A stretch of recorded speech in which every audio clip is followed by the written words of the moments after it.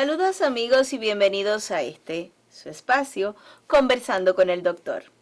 Unos minutos dedicados a compartir conocimientos y recomendaciones para llevar una vida más saludable. Quédese con nosotros.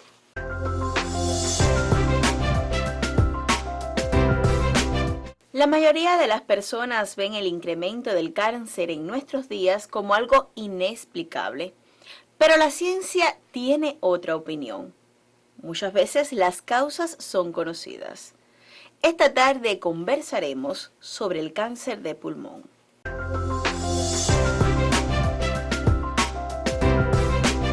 Como invitado tenemos nuevamente con nosotros al doctor José Rafael Ruiz Abrán, especialista de primer grado y profesor de medicina interna del Policlínico Universitario Romari Coro. Muy buenas tardes, profesor. Buenas tardes, Navy. Buenas tardes, amigos televidentes.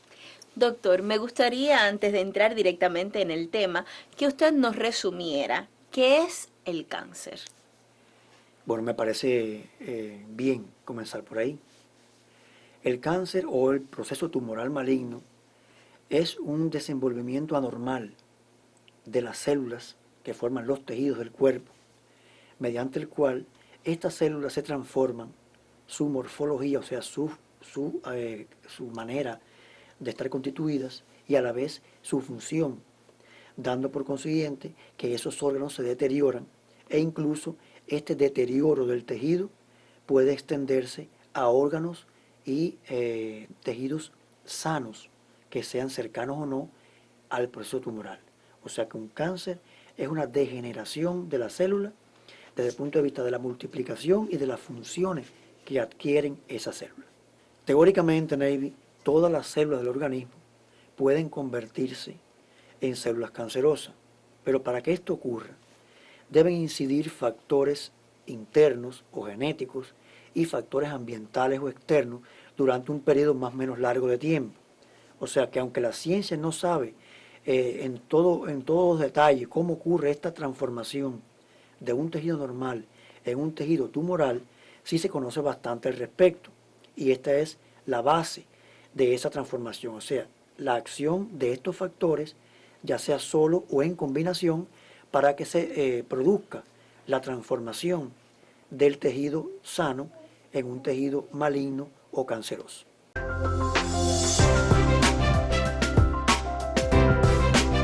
Doctor, y para entrar en materia, ¿qué es el cáncer de pulmón?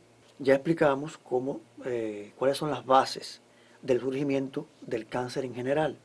En cuanto al cáncer de pulmón, que también se le llama carcinoma broncogénico, es un tumor maligno que surge casi siempre en la mucosa de los bronquios, o sea, en la capa que recubre el interior de los bronquios. Ahí es donde se forma el cáncer de pulmón. Y en estos casos, pues la enfermedad puede tener distintos lugares de ubicación, puede ser células diferentes, más agresivas, unas menos agresivas, pero de una u otra forma son tumoraciones que surgen en la mucosa bronquial. El cáncer de pulmón es uno de los tumores más frecuentes en la actualidad y en Cuba llega a la cifra de aproximadamente 3.000 fallecidos por año por esta enfermedad, o sea que es una neoplasia, es una enfermedad maligna muy frecuente y muy peligrosa en nuestros días.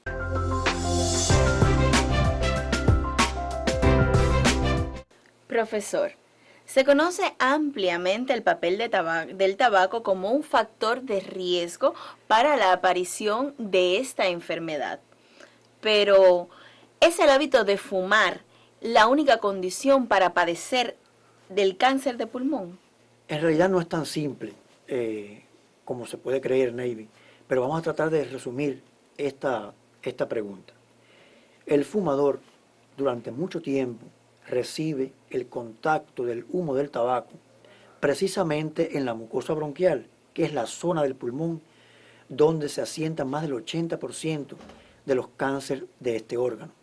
O sea que el humo del tabaco contiene sustancias cancerígenas, que son aquellas sustancias que pueden generar transformación cancerígena en la célula por contacto frecuente a través del tiempo.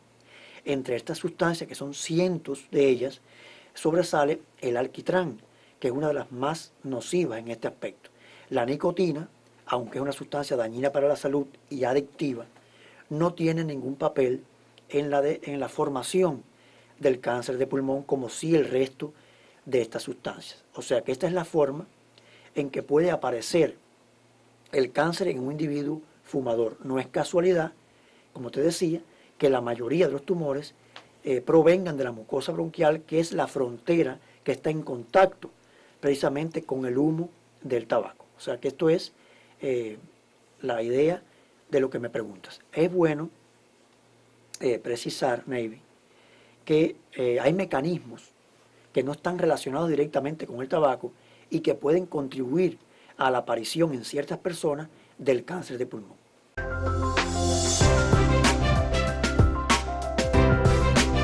Doctor, mucha gente cree que padecer cáncer pulmonar no es una coincidencia con el tabaco y que es algo de fatalidad.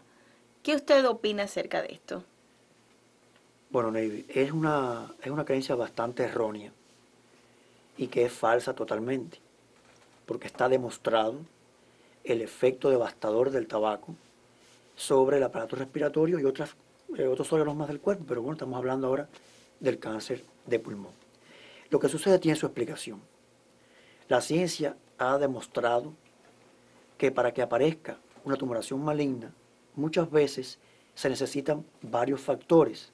O sea, no solamente un factor puede a veces desencadenar la formación del cáncer, sino que se necesitan factores internos y factores externos. En este caso el tabaco sería un factor externo, pero los factores internos son también bastantes y complicados para dar lugar a la aparición de esta enfermedad. O sea, que no hay ninguna fatalidad, simplemente que a veces coinciden los factores externos y los factores internos y aparece el tumor.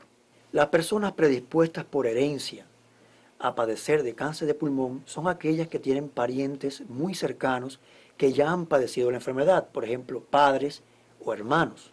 Y en este caso, las posibilidades genéticas se incrementan.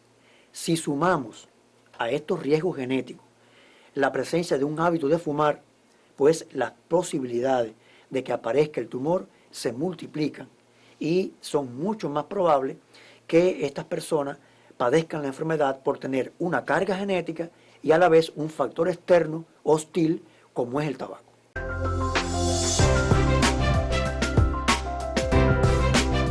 Doctor, la mayoría de los médicos dicen que a tiempo las posibilidades de éxito frente a un cáncer son mayores.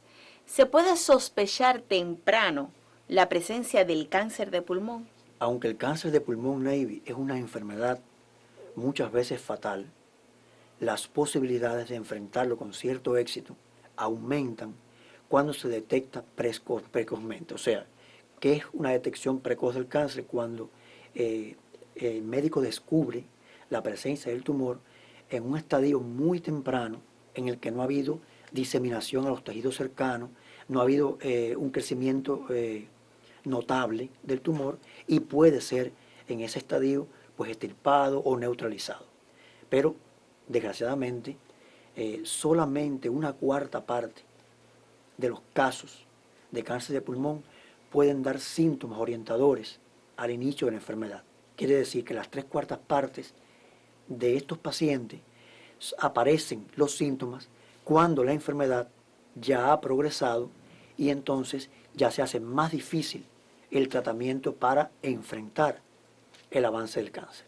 Finalmente, Navy, muchas veces aparecen los síntomas, pero las personas lo confunden con otras enfermedades y no van al médico. Y de esa manera se pierde un tiempo precioso para enfrentar la enfermedad. O sea que, resumiendo, como la posibilidad de que el cáncer de pulmón sea detectado a tiempo es muy baja, la prevención sigue siendo el arma fundamental para enfrentar esta peligrosa enfermedad.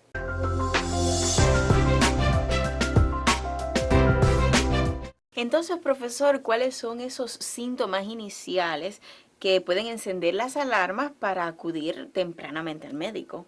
Los síntomas iniciales en un paciente que esté desarrollando un cáncer de pulmón no siempre son iguales, Ney, porque hay características de cada proceso que difieren unos de otros, como la localización del tumor, el tamaño, la cercanía a órganos vecinos, y eso, pues, por supuesto, le da a cada paciente un sello particular en cuanto a sus síntomas.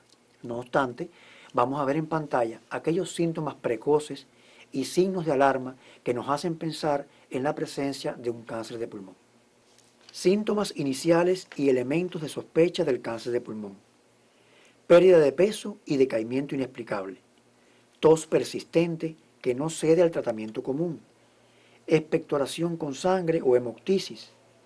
Dolor inexplicable en cualquier zona del tórax que no se alivia. Dificultad para respirar sin causa conocida y el diagnóstico de una neumonía que no cede con el tratamiento antibiótico. Cuando algunos de estos síntomas que hemos mencionado, Navy, se ven en un paciente mayor de 40 años o que tiene antecedentes familiares cercanos de haber padecido cáncer de pulmón, las posibilidades de ser positivo a un cáncer aumentan grandemente.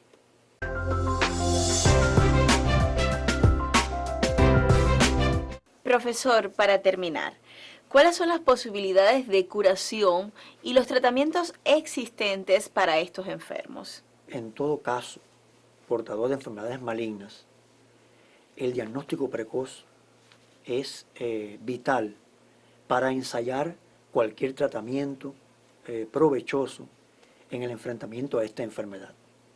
Desgraciadamente, el cáncer de pulmón solo en casos excepcionales puede ser erradicado de una manera absoluta, o sea que la curación de un cáncer de pulmón es excepcional a pesar de los avances que hay en la terapéutica actual de esos tipos de tumores. Por otra parte, las variantes de tratamiento para el cáncer de pulmón, o sea, la cirugía, las radiaciones y los medicamentos citostáticos, o sea, que detienen de cierta forma el crecimiento celular, también poseen reacciones adversas y en algunas ocasiones, pues por supuesto, no logran su objetivo y fracasan en el empeño de detener la enfermedad o recuperar al paciente. Solamente muchas veces se logra prolongar la vida de estos enfermos. Finalmente, ya se han utilizado en pruebas y en utilización, porque se está utilizando ya hace algún tiempo, los llamados anticuerpos monoclonales, que son una especie de vacuna dedicadas a detener el crecimiento de estos tumores cuando se encuentran en una fase avanzada. Por todo lo anterior, Navy, que hemos explicado, se desprende de que la prevención es la vía más efectiva para alejarnos de una enfermedad tan temible como el cáncer de pulmón. Y por eso es preocupante cómo en la actualidad tantos jóvenes comienzan a fumar, a veces por cuestiones de imitar a los demás, sin saber el peligro que implica este hábito, y con el decursar de los años son personas candidatas a padecer de esta enfermedad. Es importante para la prevención del cáncer pulmonar que las personas interioricen la idea de que el hábito de fumar puede ser la puerta que los lleve a eso que muchas personas consideran una mala suerte y que en realidad no es tal, porque la buena o la mala suerte muchas veces la construimos nosotros mismos. Profesor, como siempre, fue un placer tenerlo esta tarde con nosotros. Y a ustedes, mis amigos de siempre, yo los invito a un nuevo encuentro para juntos aprender interesantes temas médicos y de salud, aquí, conversando con el doctor. Hasta la próxima.